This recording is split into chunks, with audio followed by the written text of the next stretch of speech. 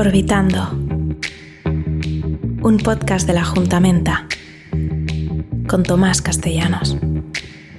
Bienvenidos.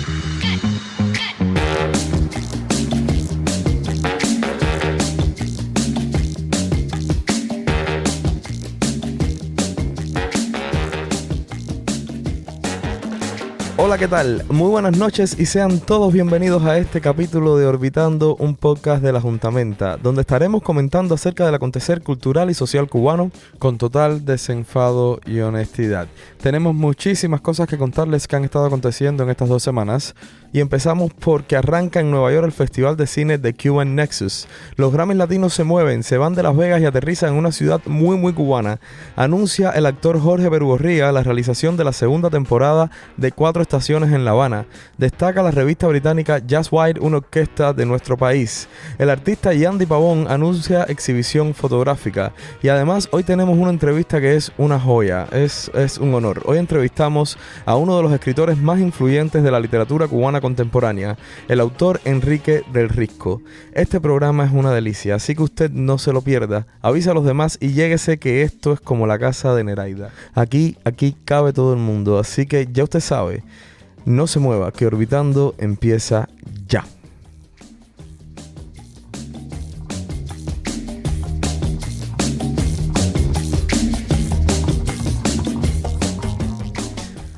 Bueno, pues segundo programa. Ya esto empieza a sonar un poquito más oficial. Y empezamos este programa con la alegría de todos los consejos que hemos recibido y la buena acogida que tuvo el primer capítulo hace 15 días. Queremos decirle que hemos escuchado cada una de las sugerencias que nos han llegado y prometemos, dentro de lo posible, tomar en cuenta todas las palabras de ayuda que nos han brindado. En estas 2 semanas hemos ido sumando ideas y les traemos un capítulo llenito de cosas buenas. Así que vamos a empezar con una sección que gustó muchísimo y es Verborrea por la Libre.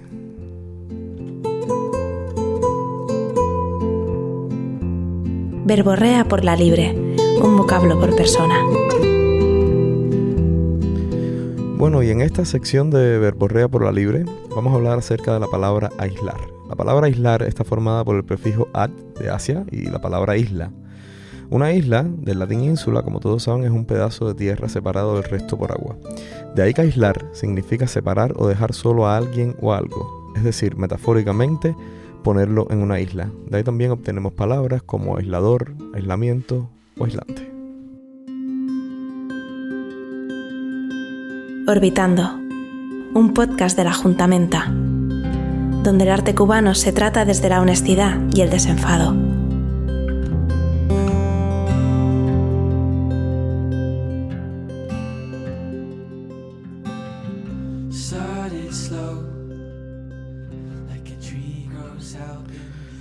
Tal como anunciamos en el inicio del programa, es un honor tener aquí a mi lado al novelista, al escritor, al historiador, al bloguero, al humorista, al profesor, al cubanísimo, Enrique del Risco. Enrique, bienvenido seas a este podcast de Orbitando. Es un placer tenerte aquí. Gracias, muchas gracias. Es más cubanísimo serás tú. Enrique, bueno, primero que todo quiero comentarles a ustedes que esta entrevista que estamos haciendo ahora mismo no es la primera entrevista para Orbitando. Ya yo traje a Enrique la semana pasada, ya yo lo molesté, estuvimos acá, comimos frijoles y nos sentamos luego y grabamos una entrevista de 40 minutos. O sea, sí. No, estuvimos 40 minutos conversando porque el resultado fue que no se grabó nada. Yo soy un tipo así de ágil y yo afortunado así, aprovecho a probar todo el rango de frijoles de tu madre. Entonces, pues nada, que esta es la segunda entrevista, pero es la primera que ustedes van a escuchar. Primero, Enrique, quiero que nos cuentes un poco del Enrique universitario. ¿Cómo es la etapa tuya en la Universidad de La Habana? Universidad de La Habana. Yo entré en la Universidad de La Habana en 1985 en la Facultad de Historia. Y yo me siento afortunado, ¿no? Por la época que me tocó, porque siendo un mundo bastante cerrado, bastante represivo, aunque uno no lo supiera bien, de pronto coincide con la época de la perestroika, que es una época que en Cuba se vivió muy de trasmano, ¿no? Pero al mismo tiempo los que estaban encargados de vigilar, ¿no? Estaban más enterados que nosotros. y estaban más asustados que nosotros y nos dejaron hacer cosas que 2 años atrás, 3 años atrás nos hubieran costado la expulsión de la universidad inmediata. Y eso nosotros no lo sabíamos. Ujú.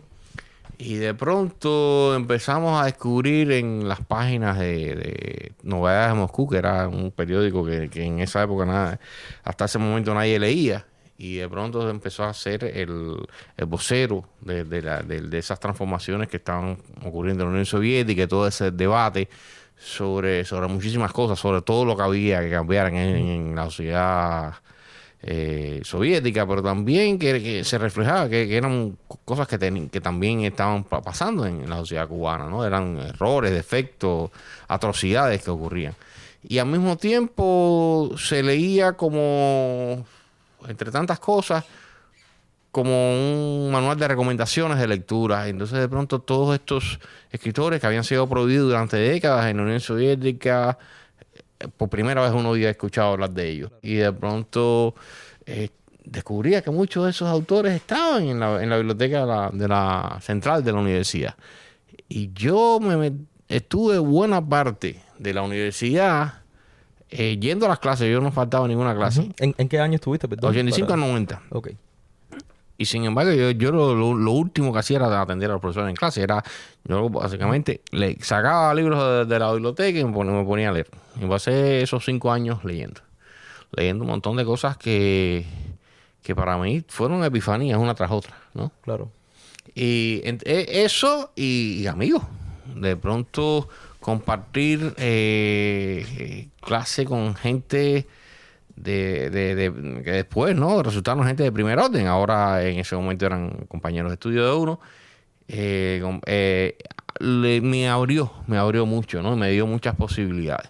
Al mismo tiempo, estaba el contraste entre esto y ese mundo oscuro del que venían los profesores nuestros, que habían sido depurados repetidas veces, y era gente con mucho miedo y a gente que uno despreciaba mucho. A veces ahora lo pienso un poco injustamente, porque en definitiva vivieron el mundo que les tocó.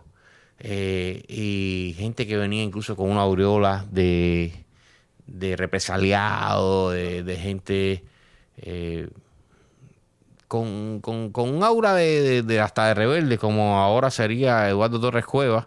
Sí, en ese momento era Eduardo Torres Cuevas, que en ese momento tenía esa aura de alguien represaliado, y ahora es lo más oficial que te puedas encontrar, ¿no? Y había una mezcla complicada, no sé, pero aparte la universidad no era solo las clases, no era solo ni siquiera lo que se vivía alrededor de la facultad, sino todo lo que eso implicaba. Es decir, yo era en ese momento, durante 3 o 4 años de la universidad, yo fui jefe de propaganda de la FEU. Nos creímos, mucha gente que estaba en la FEU, nos creímos que la FEU podía cumplir un rol parecido al que había cumplido en los años 30 o en los años 50. Y de hecho yo me lo creí tanto como para que mi tema de tesis fuera el directorio revolucionario, ¿no? Entre el 56 y el 58. Y un poco para buscando explicaciones de por qué la universidad había sido tan importante para la historia cubana en las décadas anteriores y por qué no lo estaba haciendo en ese momento. Y incluso intentamos impulsar proyectos como el de recuperar la autonomía universitaria, o el que fue bombardeado, fue aplastado, porque se veía como un proyecto contrarrevolucionario, y recuperar la autonomía, o incluso estábamos promoviendo lo que le llamamos en aquel momento la asistencia libre, es decir, que uno no necesitaba ir todos los días de clase, sino sencillamente presentarse a los exámenes y después, ¿no? Que decidieran, ¿no? El conocimiento que uno tuviera y no necesariamente la asistencia a clase. Y te lo decía uno que iba todos los días a clase, ¿no? No era por interés propio. Claro, no. Es que yo estaba viendo mucha gente que estaba muy frustrada con la universidad, con los profesores que estaban yendo a decir que nos daban clases, con los que uno muchas veces no aprendía mucho, y que genera gente de primera, con mucha preparación y que merecía, ¿sabes?, ser tenidos en cuenta y ser evaluados independientemente de la asistencia. Claro. Era una mezcla muy rara.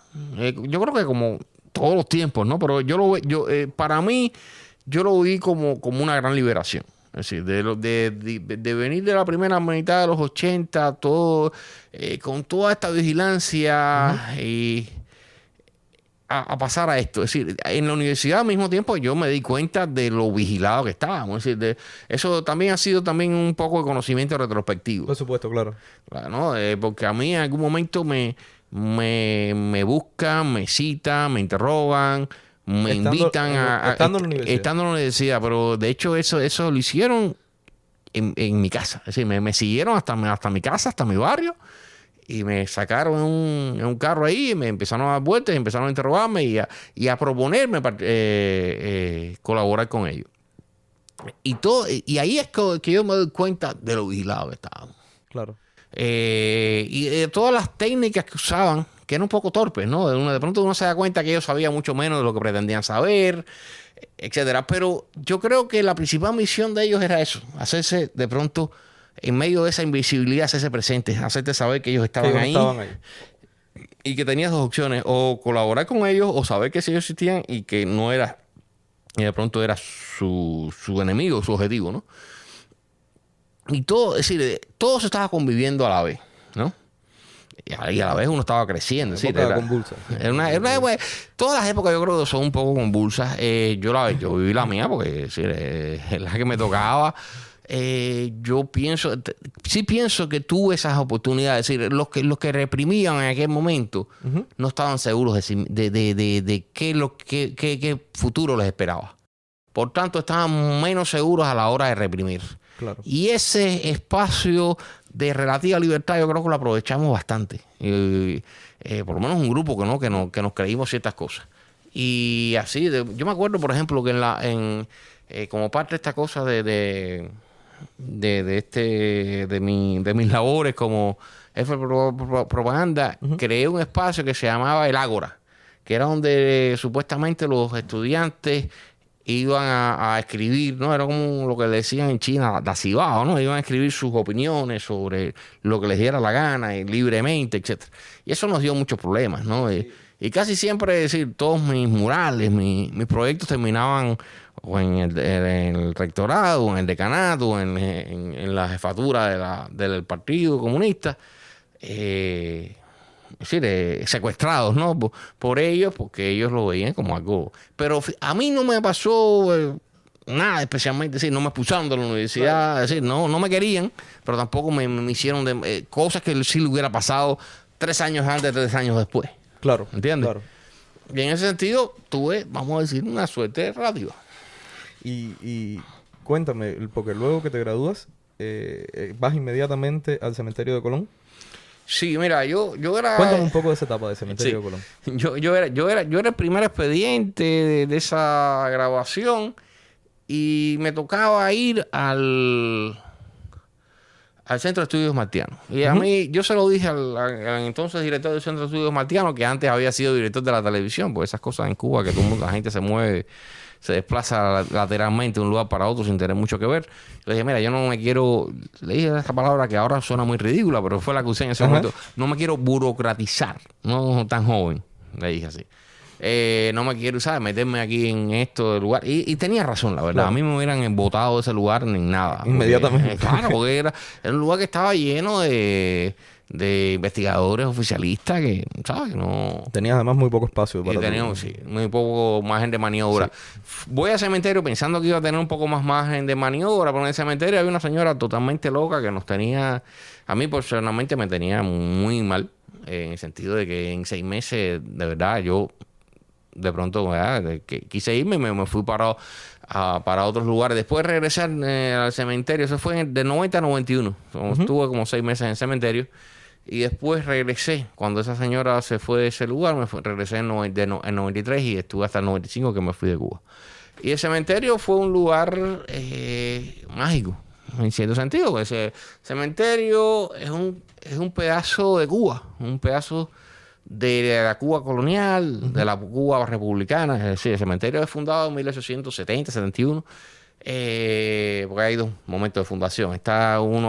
Empezó como una especie de cementerio de emergencia ante una epidemia, después se fundó ya oficialmente como cementerio Cristóbal Colón, porque era el lugar donde supuestamente iba a ser enterrados los restos de Colón, que estaban en ese momento en la Catedral de La Habana.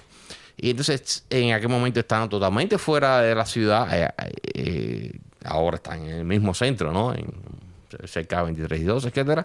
Y el cementerio para mí fue un lugar muy especial porque por muchas razones. Una, porque me dediqué a escribir casi todo el tiempo.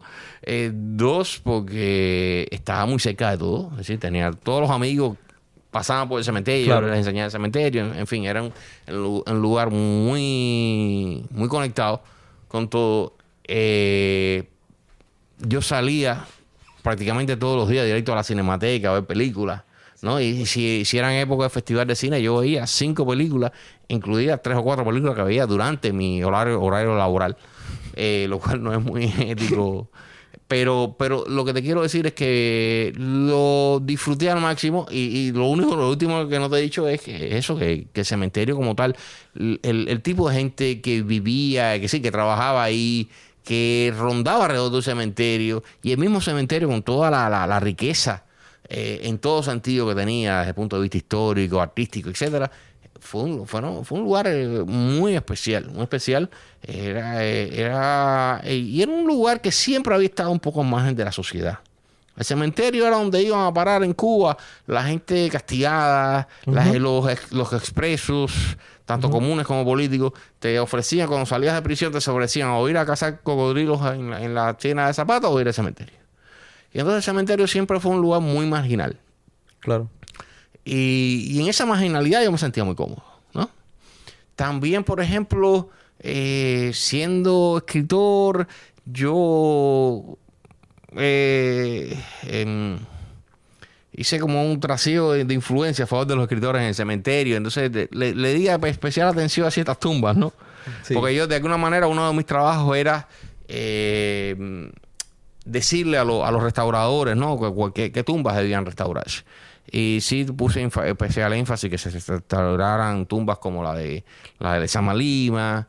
Yo personalmente me encargué de conseguir que se le hiciera una tarja a la tumba de Cirilo Villaverde para ponérsela justo en el centenario. Cirilo Villaverde llevaba enterrado en ese cementerio casi 100 años y sin tener siquiera una tarja que dijera aquí está Cirilo Villaverde. Y entonces yo, digamos, gestioné esa tarja y hicimos un pequeño homenaje. En aquel momento los que estaban presentes eran Antonio José Ponte, Antón Arrufat y quizás un par de escritores más. Y entre nosotros hicimos como ese pequeño homenaje a Cirilo Villaverde. En ese sentido, te digo, mi estancia en el cementerio fue, para mí, en lo personal, muy productiva.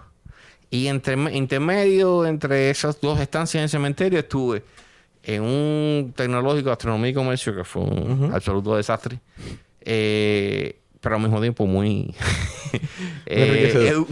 educativo para mí, no tanto para los estudiantes.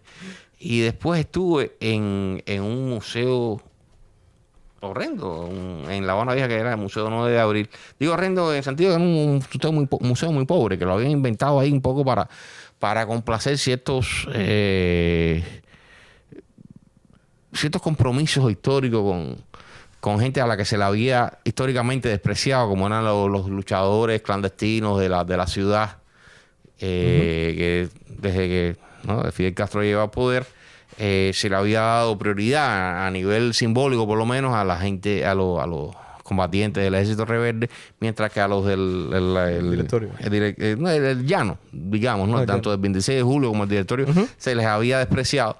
Y entonces este museíto venía supuestamente a llenar ese vacío, pero siempre fue un museo muy, muy pobre. Y ahí estuve haciendo algunas cosas de las cuales no me arrepiento demasiado. Pero al mismo tiempo, lo que más me interesó es que estaba en medio de La Habana Vieja. Sí, porque tú podías tomar toda la riqueza de lo que tenías alrededor para tú exacto, entonces utilizar el tiempo. La Habana Vieja estaba en una ciudad, una parte de la ciudad que siempre estaba muy, o por lo menos en esa época estaba muy viva, no sé cómo esté ahora, estaba muy viva, estaba llena de gente muy hambriada, pero muy, muy, muy viva, muy conectada entre sí. Y entonces La Habana Vieja es un lugar mágico, desde todo punto de vista. Y yo lo disfruté mucho, esos par de años que estuve ahí. Y al mismo tiempo tuve 20 problemas, como, no sé, yo hice una exposición ahí sobre Bobo Ávila. Bobo Ávila es un personaje de los años 30, que se burlaba de Machado, de la dictadura de Machado. Pero si uno se pone, pero al mismo tiempo lo hacía con mucha discreción, es decir, no mencionaba nunca a Machado. De manera que si uno veía los chistes de los años 30, en los años 90 parecían chistes muy recientes. Con lo cual, se podía crear ese malentendido, ¿no? Que parecían unas alusiones a la Cuba del periodo especial.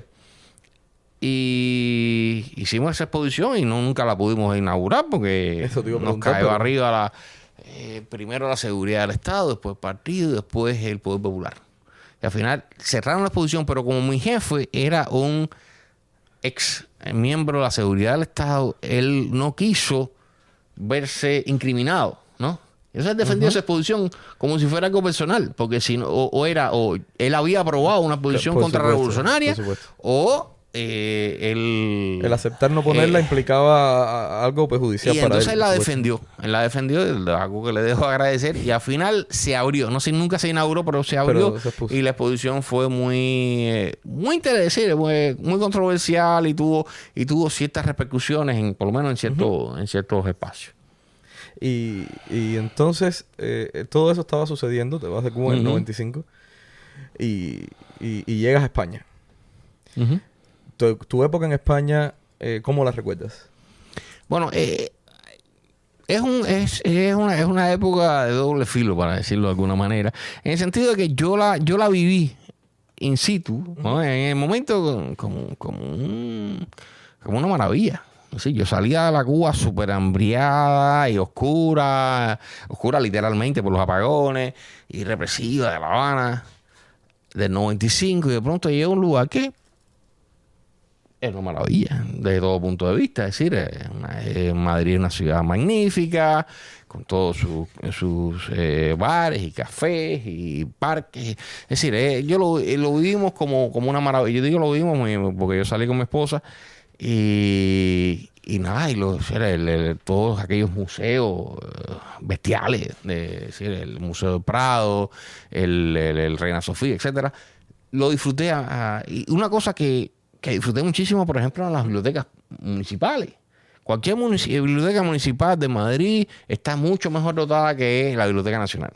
En cuanto a circulantes, el libro que tú te puedes llevar y leértelo en tu casa, está, por lo menos en mi época, está mucho mejor dotada. O que la Alejo Campertier, que era la mejor biblioteca de La Habana en esa época. Y entonces eso lo disfruté muchísimo, sin un centavo.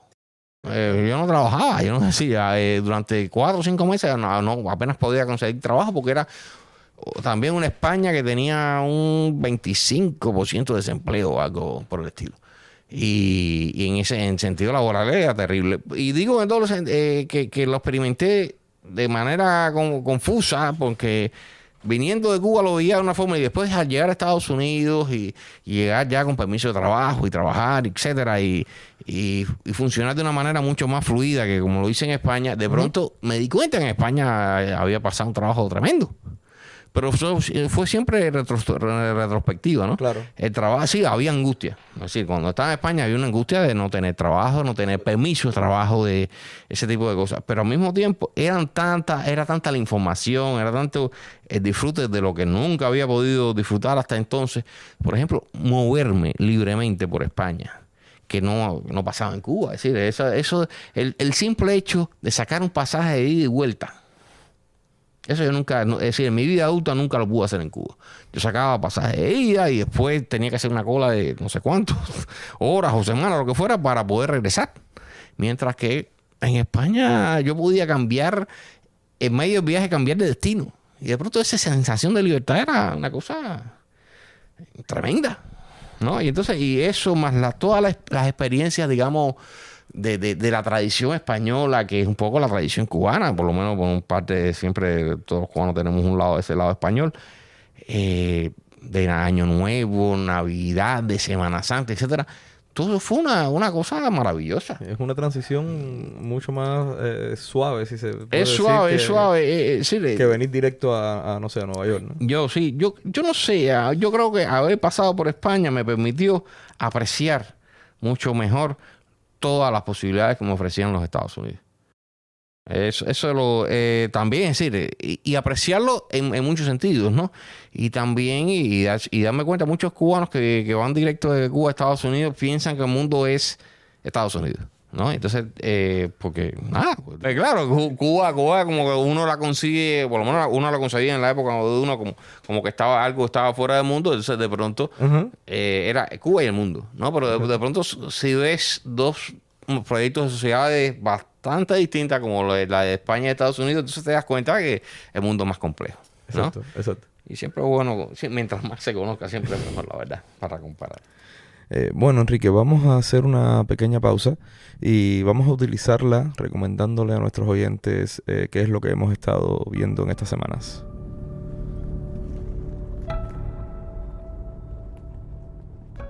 Comenzamos esta breve sección de recomendaciones guiándolos hasta la revista digital Rialta, donde encontraremos una entrevista con la artista Tania Bruguera, titulada Cuarto Blanco con Mesa y llevada a cabo por Edgar Ariel. También tenemos el dossier del Mariel, los 40 aniversarios del Mariel, escrito por el colectivo editorial de Rialta, y un podcast que les aconsejo que lo lleva a cabo el periodista José Luis Aparicio, y en este caso entrevista a Abraham Jiménez Enoa.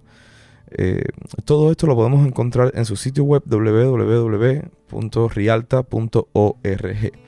Y directamente desde ahí damos un salto y caemos en la revista El Estornudo, también una revista digital cubana, donde les aconsejamos la entrevista hecha por Melissa Novo a Idalia Morejón, la artista cubana, titulada La condición de fantasma. También, en caso de que ustedes tengan dudas si sentir miedo o no de salir a la calle con una camiseta que muestre una hoja de marihuana en ella, pues pueden leerse la crónica escrita por Mónica Baró y que también se encuentra en www.revistaelestornudo.com. Y hasta aquí las recomendaciones.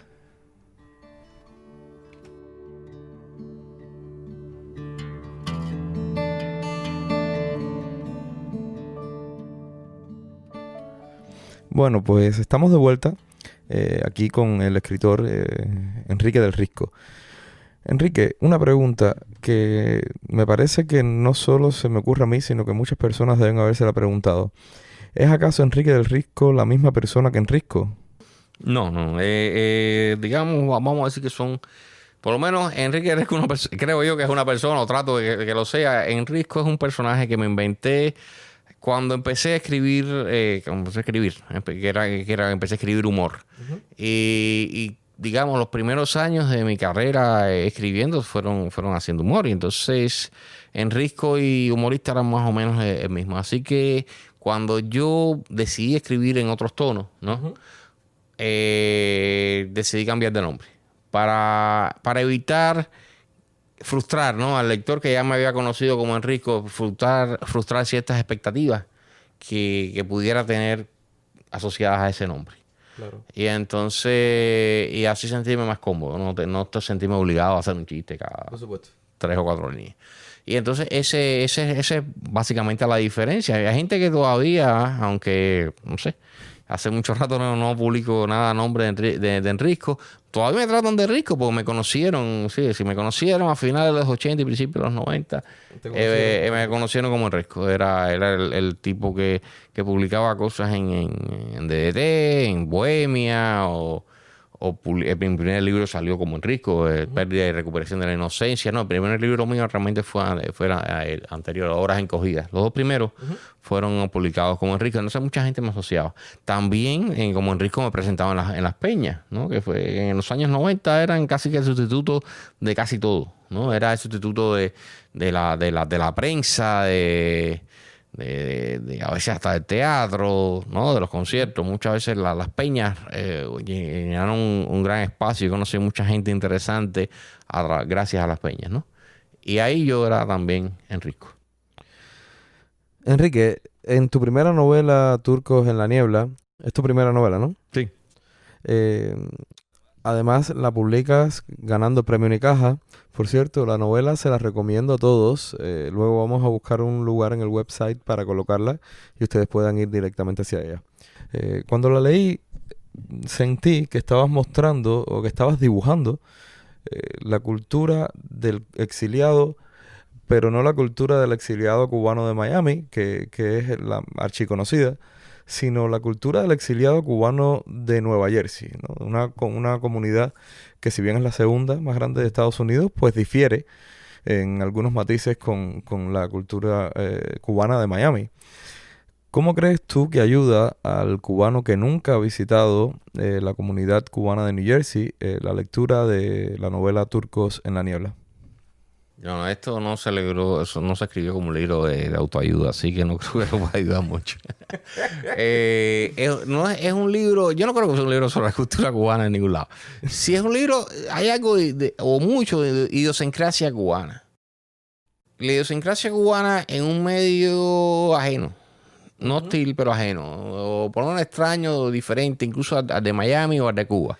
En Cuba uno no se pregunta si es cubano, uno lo da por sentado. En Miami uno quizás exagera un poco hasta su condición de cubano, porque estás representando, ¿no? Tu condición en un espacio diferente, pero al mismo tiempo muy acolchado, ¿no? Por esa comunidad, ¿no? Cubana amplia. Acá en New Jersey y en Nueva York, ¿no? Que es un espacio también de larga prosapia cubana, ¿no? Aquí ha habido... yo siempre recuerdo a todo el mundo. En Nueva York se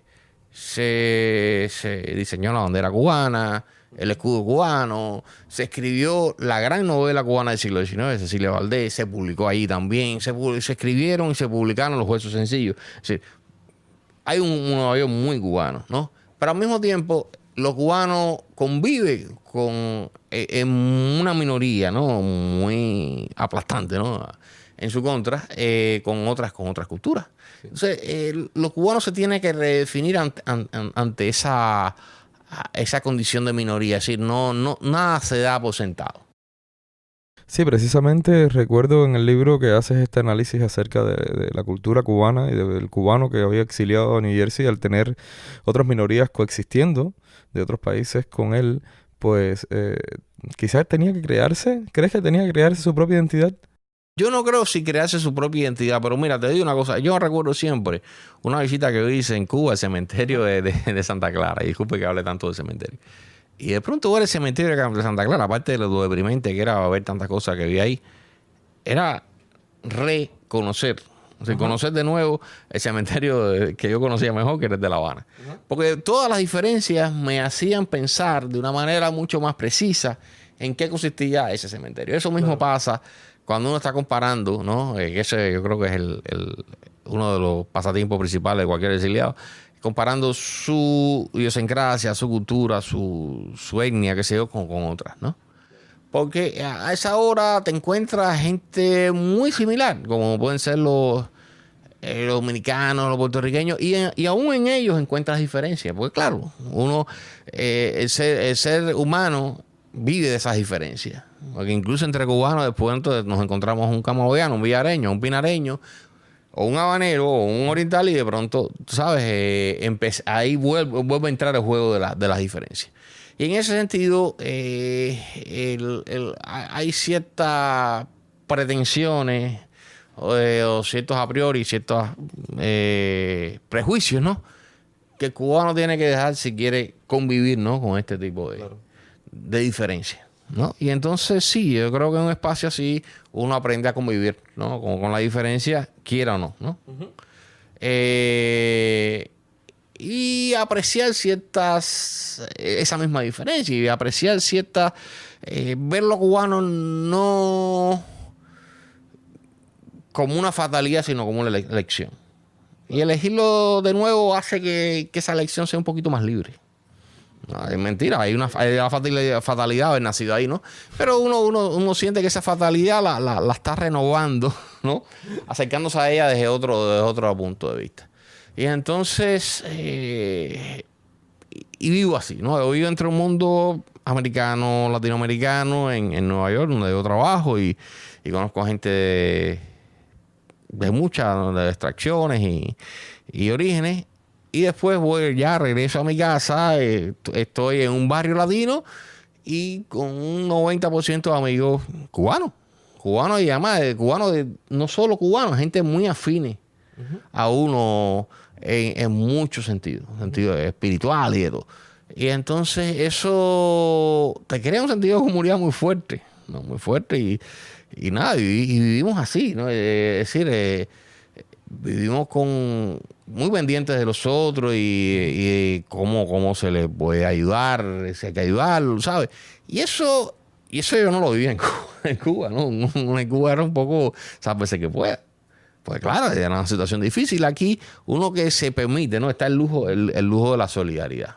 Ahora, volviendo a la novela, a Turcos en la Niebla, yo no sé exactamente, posiblemente en principio yo me propuse representar cierta vida que yo había vivido y sobre todo, más que vida, yo desde que llegué a este país por el aeropuerto Kennedy, lo que cayó sobre mí fue un aluvión de historia.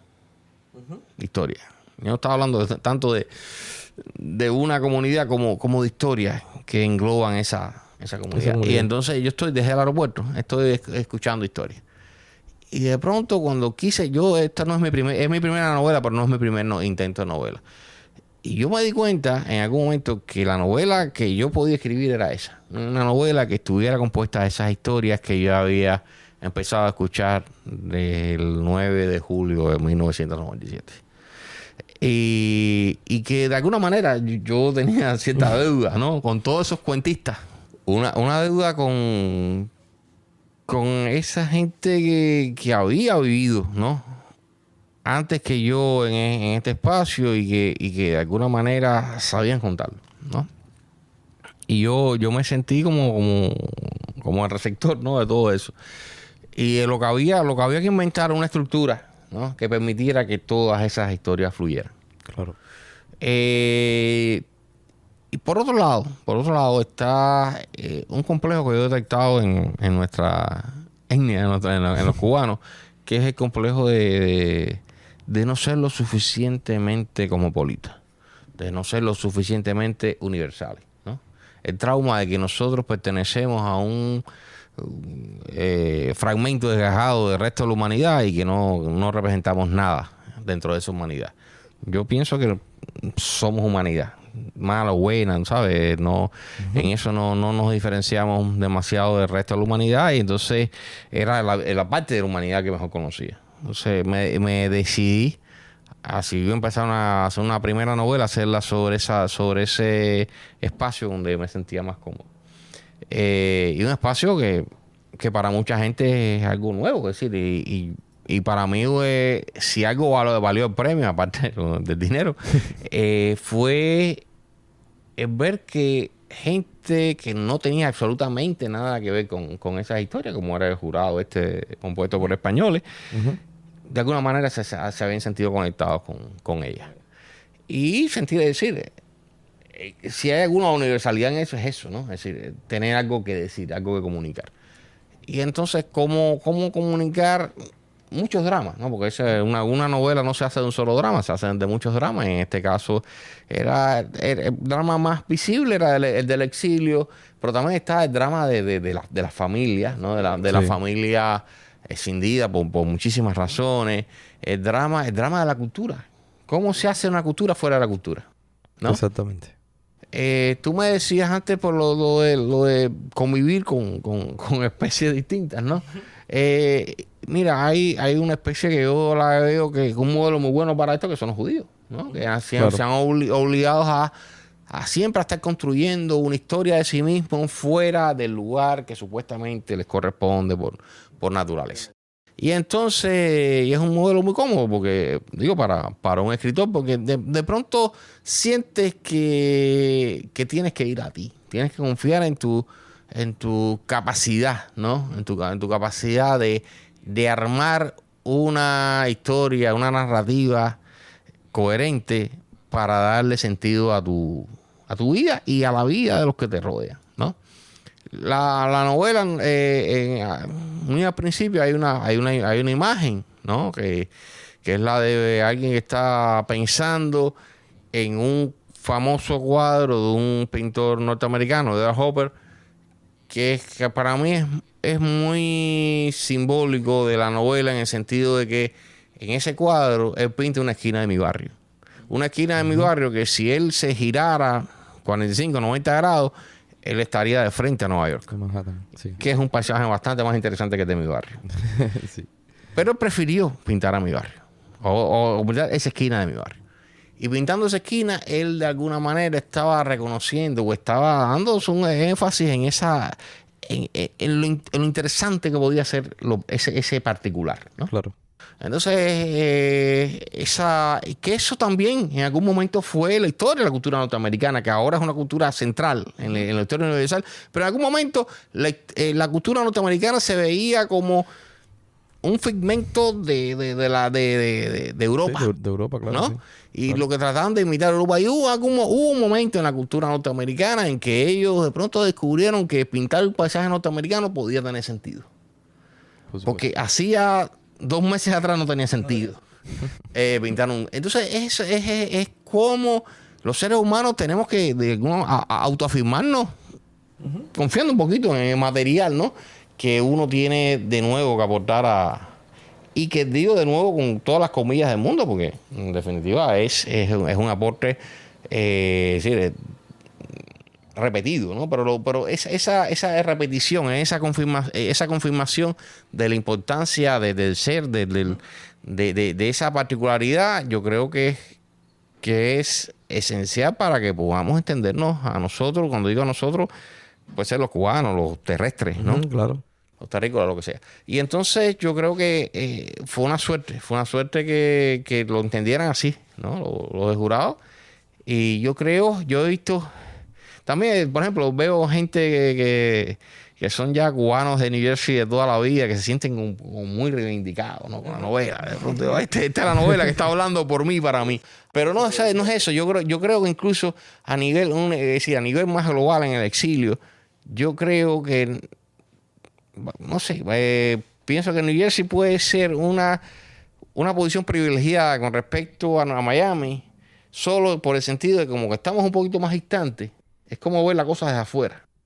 Ver el problema de la cubanidad como si uno, siempre como si uno no perteneciera a ella, con esa pequeña distancia, ¿no? Que te permite de pronto subirte a una loma y ver tu ciudad y verla desde un aspecto diferente. Claro. Sí, yo no pienso que sí, para los cubanos sea mucho mejor que Miami. De hecho, la paso muy bien en Miami, pero está esa pequeña distancia. En Miami no hay loma. Da igual, Miami se puede ver a sí misma, ¿no? Y es un poco esa loma, ¿no? Esa loma donde los cubanos del exilio nos podemos ver un poquito con más extrañeza. Y por tanto, quizás con más claridad. Bueno, Enrique, y para concluir ya la entrevista, quiero que me cuentes qué es lo próximo que debemos esperar tanto de Enrique del Risco como de Enrisco, ¿no? No, Enrique del Risco ahora que está impulsado. A ver, Enrique del Risco acaba de terminar, es decir, yo terminé, no voy a hablar de tercera persona. No, yo dije, bueno, ahora sí se lo subió la fama. Mira, a ver, acabo de terminar, en enero terminé un libro, Nuestra hambre en La Habana, que son mis vamos a decir, memorias del periodo especial. Que el periodo especial empezó teniendo bastante, ¿sabes?, repercusión literaria por ejemplo, en la trilogía Sociedad de La Habana, sí, de La Habana. o en El hombre, la hembra del hambre de Adina Chaviano, o eso de Valdés, La nada cotidiana. Pero es decir, esto es más personal, más incluso cronológico, ¿no? Trata de ser una reconstrucción de cómo se vivió año a año, y que a veces en algunos casos mes a mes, esa debacle, ¿no? Ya. Social, ¿no? Que fue el periodo especial. Cómo fue vivir eso. Y además me permitió ser una reflexión, ¿no? Tanto de mi vida anterior, ¿no? De las expectativas que uno tenía en esa vida y cómo todas esas expectativas se difuminaron, ¿no? Se disolvieron a la entrada de esta crisis enorme, ¿no?, para la sociedad cubana. Y entonces, y yo lo veía como una especie de recordatorio de lo que fue, pero ahora viendo lo que está pasando en Cuba, de pronto Cuba se ha convertido en un país muy cíclico, en el peor de los sentidos, ¿no? Vuelve a sus peores momentos una y otra vez. Y entonces, no sé, a lo mejor hasta puede conectarse con eso. No era mi pretensión. Yo esperaba que, cuando yo empecé a escribir el libro, era que fuera un libro, eso mismo, un libro del pasado. Que no tuviera mucha vigencia. Ahora veo que tiene... Sí, por desgracia ahora mismo tiene demasiada vigencia. Sí. Ese libro lo he terminado, lo he dejado reposar ahí, y estoy terminando la segunda parte de la trilogía, de la cual Turcos en la Niebla sería la primera. El Turcos en la Niebla era la parte, digamos, dedicada al siglo XXI. Uh-huh. Mientras que esta, que se va a llamar Los Cimarrones del Village, si no cambio de título, el Village como el Greenwich Village de Nueva York, sí. Es una novela que en parte recoge la vida o los últimos años de vida de Cirilo Villaverde una vez que termina de escribir Cecilia Valdés en Nueva York. Él escribe Cecilia Valdés en 1882 y lo publica en el 82 y muere en el 94, es decir, un poco esa vida. Y después es una historia imaginaria, en la otra parte de la novela, de una serie de cimarrones, ¿no?, del sur de los Estados Unidos, en el hipotético caso en que Estados Unidos queda dividido en dos países después de la guerra civil, el norte y el sur. Y entonces, ¿cómo se conviven esos dos modelos, ¿no? Y cómo se vive, ¿no? Cómo viven ese grupo de cimarrones, ¿no? En ese espacio urbano, como ellos tratan, un poco como los Turcos en la Niebla, un poco tratan de conservar esa identidad, ¿no? Y reunirse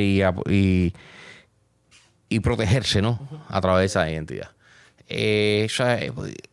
No quiero adelantar más, pero más o menos esa es la idea. En ambos proyectos, es decir, uno está terminado y otro está casi a punto de terminar, por lo menos la primera versión. Bueno, Enrique, pues muchísimas gracias por haber estado aquí con nosotros en Orbitando Podcast. Sabes que esta es tu casa y que estamos muy agradecidos. No, gracias a ti. Gracias a ti. Sí, exacto. A ti. Muy agradecidos porque hayas llegado y porque nos hayas contado toda esta parte de tu vida. Gracias a ti. Pues nos vemos y un abrazo bien grande. Pepillarte. Arte para los pepillos.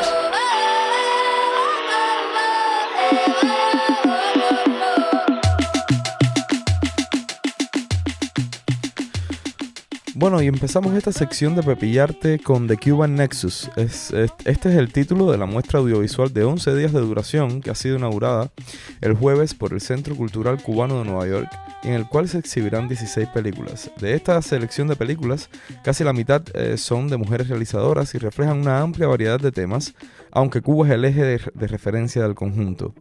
Los títulos serán exhibidos en streaming en el canal de YouTube del festival, que hará 2 pases de cada pieza y además sostendrá intercambios con varios de los realizadores vía Zoom.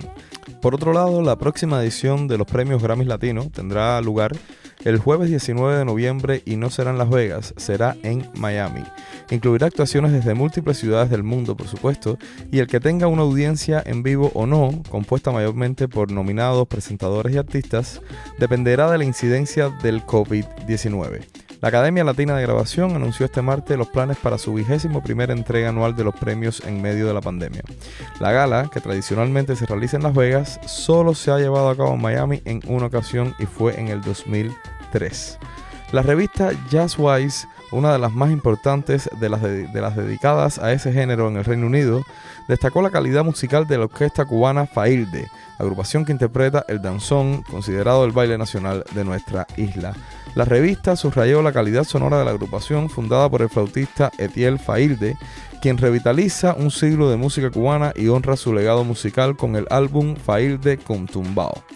Según la publicación, el disco producido por Legrand resulta un magnífico ejemplo de que otorga a la orquesta danzonera con un don para tocar estilos afines como el bolero, el son, el mambo y el cha-cha-cha.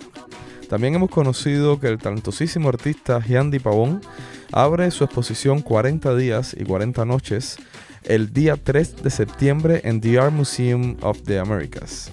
Una vez más, The Art Museum of the Americas, la exposición Cuarentena, 40 días y 40 noches de Hyandi Pavón. Y para cerrar esta sección de Pepillarte, queremos comentarles que el artista cubano Jorge Perugorría ha anunciado en sus redes sociales, en Instagram, que se va a empezar a rodar el venidero año 2021 la segunda temporada de la serie patrocinada por Netflix, 4 estaciones en La Habana. Orbitando Podcast, un programa cultural hecho a tu medida.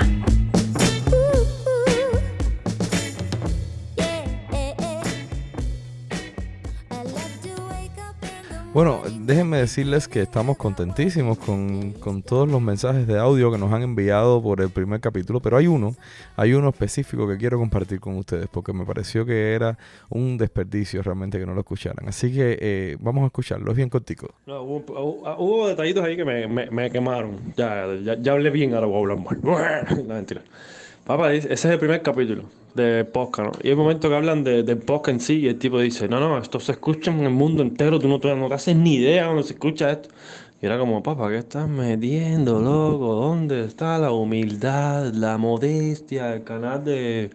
Bueno, y aquí está mi humilde podcast para ustedes. No, era como, esto es latido. Fue como un poco repartero. Y después al final viene al final de los podcasts, que es como el tema de se acabó el podcast. Siempre hay un temita ahí de, ya terminé, qué bueno. Pero no, el tipo dice, están escuchando esa canción significa que se acabó. Es como, papá, no me expliques lo obvio. Pero tiene tal chega y tal es normal, ahí normal. Tiene que coger práctica, tiene que ir al gym de los podcasteros y tiene que hacer una pila de plancha. Bueno, muchas gracias a Rubén desde Cuba por enviarnos este audio acerca del primer capítulo. Déjenme decirles que envió otros 2 hablando bien del capítulo, ¿okay? Lo que hemos puesto porque era el que nos pareció mucho más constructivo y gracioso. Que queremos decirles y recordarles que estamos en todas las redes sociales, en Facebook, Twitter, Instagram, en todos lados. Nos buscan como Orbitando Podcast y ahí estamos, ahí salimos. Nos pueden enviar audios si quieren, sugiriéndonos cualquier cosa y nosotros intentaremos ponerlos por algún lugarcito del programa. Mari ha estado aquí conmigo, silente, completamente silente, pero aquí ha estado. Yo sigo con la esperanza de que en algún momento se nos una. Y bueno, quién sabe, a lo mejor va y antes de lo pensado la tenemos en el otro micrófono. Como siempre les digo, si les gustó el capítulo, envíeselo a toda la gente que le cae bien de su Facebook, y si no le gustó, pues envíeselo a toda la gente que le cae mal de su Facebook. Pero por gusto o por disgusto, nosotros tenemos que lograr llegar lo más lejos posible, y usted es precisamente quien nos puede ayudar a eso. No queremos despedirnos sin mencionar que ahora mismo, mientras el programa está saliendo, sucede que en Cuba se está adentrando por el oriente la tormenta tropical Laura, y queremos decirles a todos los cubanos que están en la isla que estamos con ellos y que esperamos que estén a salvo y que por supuesto no les suceda nada a ellos ni a sus seres queridos. Mi nombre es Tomás Castellanos, a mi lado está Mari, y juntos queremos desearles que tengan 2 semanas espectaculares hasta que nos volvamos a encontrar. Recuerden que siempre estaremos ahí junto a usted, orbitando. Mucha suerte y chao.